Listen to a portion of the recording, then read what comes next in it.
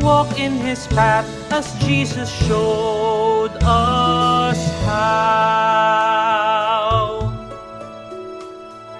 Magandang araw po sa ating lahat. Pagpalain tayo ng Diyos sa ating pong pagpapatuloy sa pagninilay ukol sa buhay Kristiyano. Tayo po'y hahalaw mula sa unang sulat ni San Pablo sa mga taga-Tesalonika, Kabanata 4, talata 7 hanggang 8. Ito po'y mula sa Magandang Balita Biblia. Tayo tinawag ng Diyos upang mamuhay sa kabanalan, hindi sa kahalayan. Kaya ang sinumang ayaw sumunod sa katuroang ito ay hindi sa tao sumusuway, kundi sa Diyos na siya nagkakaloob sa inyo ng kanyang Espiritu Santo. Ito pong tungkol sa kabanalan at pag-iwas sa kahalayan ay binanggit na kamakailan ni San Pablo dito sa kanyang unang sulat sa mga taga-Tesalonika, ika-4 na kabanata, talata 3. At ngayon inulit niya. Kapag may mga bagay na mga inuulit-ulit, ang ibig sabihin ay ang mga bagay na yun ay talagang napakahalaga. Hindi dahil sa makulit si San Pablo, kundi alam niya na bahagi ng pagtuturo ay ang pag-uulit-ulit ng mga mahahalagang bagay.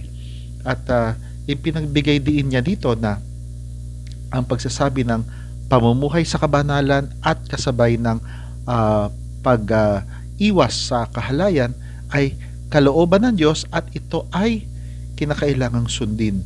At kung sino mang hindi sumunod dito ay hindi sa tao sumusuway kundi sa Diyos.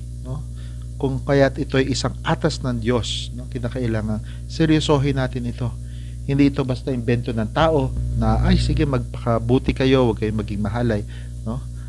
Ito ay galing sa Diyos. Kung kaya't ito ay isang bagay na ipagpasalamat natin sa Diyos na meron nagpapaalaala sa atin ng mga bagay na ito, sapagkat alam natin na sa kasalimuutan ng buhay at sa karupukan ng tao, kalimitan ito ay maaaring malimutan at magbulag-bulagan ng tao.